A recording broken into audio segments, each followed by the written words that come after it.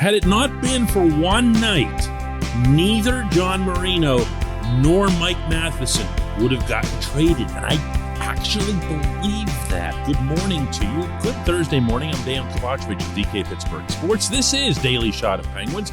Comes your way bright and early every weekday if you're into baseball and or football. I also offer daily shots of Pirates and Steelers where you found this, and I hope you'll check those out as well. Marino, of course, is now employed by the Devils. Matheson is now employed by the Habs. And if it hadn't been for Game 7, obviously that was the game I was going to reference in New York, I think they'd both be here. I might be wrong, but I don't think so. And here's why. If you look back at that night and you really study it, and I'm positive that absolutely no one listening to this will do that, I think you'll see that if either of those two players, not even necessarily both, if either of those players had performed just a little bit better, the Penguins would have continued playing. And if the Penguins would have continued playing, they wouldn't have had this whole 4 straight first-round losses thing hanging over their heads still. They might, since they'd had Tristan Jarry come back, have advanced through another round and made it to the Eastern Conference Final. I'm not saying that I know they would have beaten the Hurricanes, but I would have liked their chances since the Hurricanes had no goaltending at all left. But in addition to having covered that game at Madison Square Garden, I did go back and look over it, both from the video standpoint and from the analytical standpoints. And those two guys were the numbers 1 and 2 reasons the Penguins lost that particular game. Matheson just couldn't keep from allowing other teams to score goals off his feet. And you can say all you want that that's just unlucky, nothing you can do about that. And you're right if it doesn't happen all the time, which it did in that series. By my count, there were 4 New York goals that went off of either his skates or his shin pads. And that's because he wasn't able to move guys away from the front of the net. Because you know what happens when you move guys from the front of the net? You move from the front of the net too, because why would you hang out there? And Marino, his play over the course of that series was just a gradual slope. He was outstanding in Game 1. Do you remember that? The triple overtime?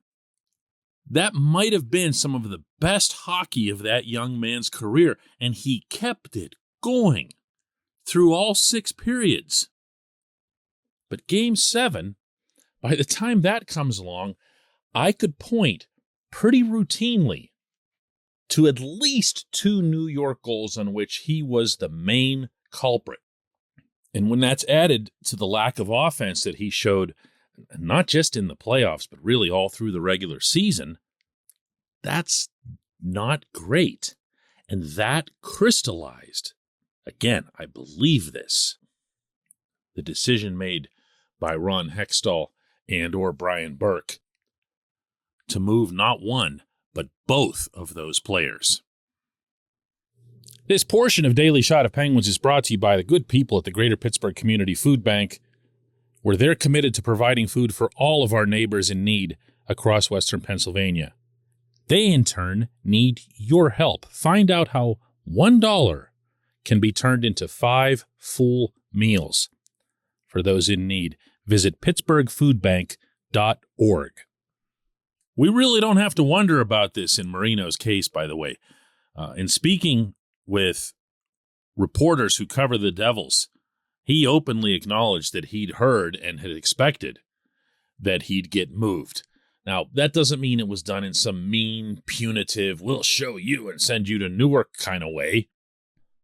But it does mean that John, who's a pretty bright kid, was able to look at the Penguins' cap situation, be fully aware that they were going to have to move money off the back line, and see that he wasn't exactly atop the coach's good list as the season came to a conclusion. Matheson, in contract, professed to being a lot more surprised when he spoke with Montreal reporters, and that too is understandable because Matheson played the best hockey of his NHL career this past season. I thought Todd Reirden put a lot of good things into his game in really simplifying what he did in his own end, making sure that he didn't constantly run around, which was the thing that got him in a lot of trouble in his years in Sunrise and then in his first year with the Penguins. Reirden just basically told him, look, when the puck's in your own end, find a place to anchor yourself and move only in this situation. Take a risk only in this situation. And that worked to an extent, but again, none of that, and this goes for both Marino and Matheson, was going to turn either of them into someone who could clear the front of the net.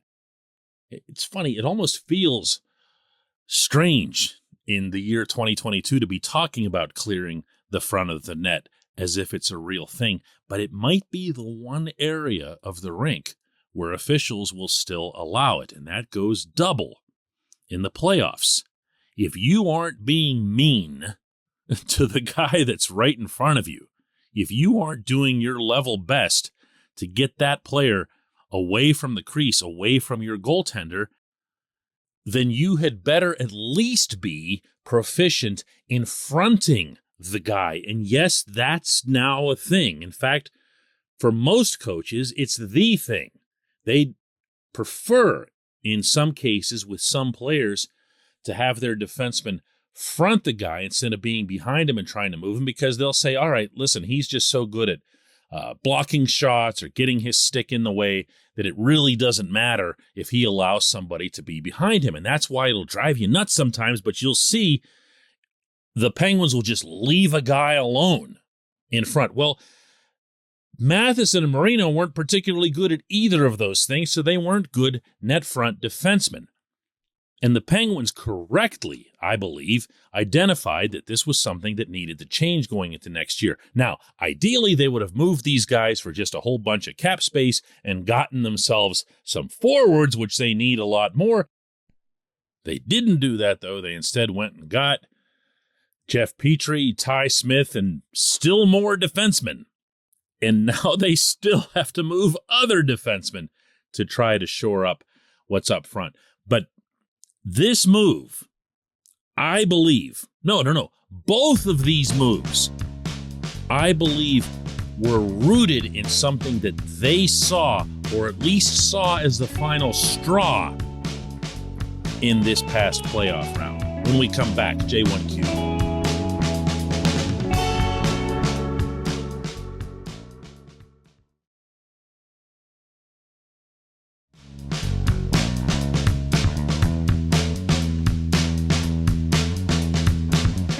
J1Q comes from Jeff, who asks, DK, on Tuesday's Daily Shot, you mentioned that the Penguins' overall age might make it challenging to go 82 games plus 4 rounds of playoffs.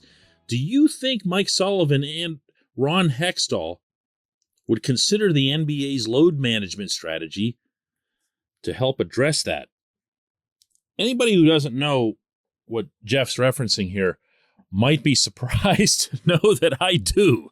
I had to learn up on how the NBA in recent years, beginning with the Golden State Warriors, who I think have won a bunch of championships, and I'm not being facetious, I don't follow the NBA, but I had to, in this case, find out what was up there, because the Pirates started taking that approach about 5-6 years ago under the previous general manager, Neil Huntington, and it most definitely has continued under the current GM, Ben Cherington.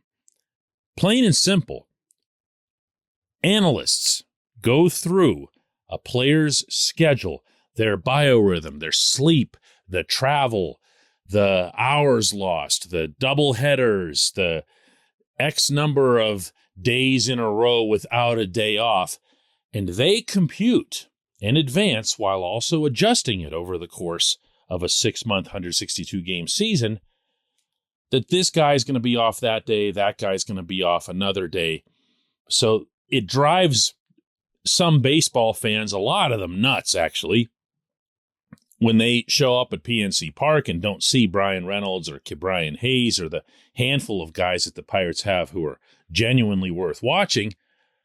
And it's not easily understood because it wasn't all that long ago that Jason Bay, for example, a Rookie of the Year, an all-star in Pittsburgh, played all 162. And at the time that he did, and I was covering the team back then, Lloyd McClendon, the manager at the time, said, why wouldn't I play him? He's young. I'm just going to play him every day. Well, it was the Warriors in the NBA who, I don't want to say that they pioneered the concept of resting guys. That seems a little bit excessive.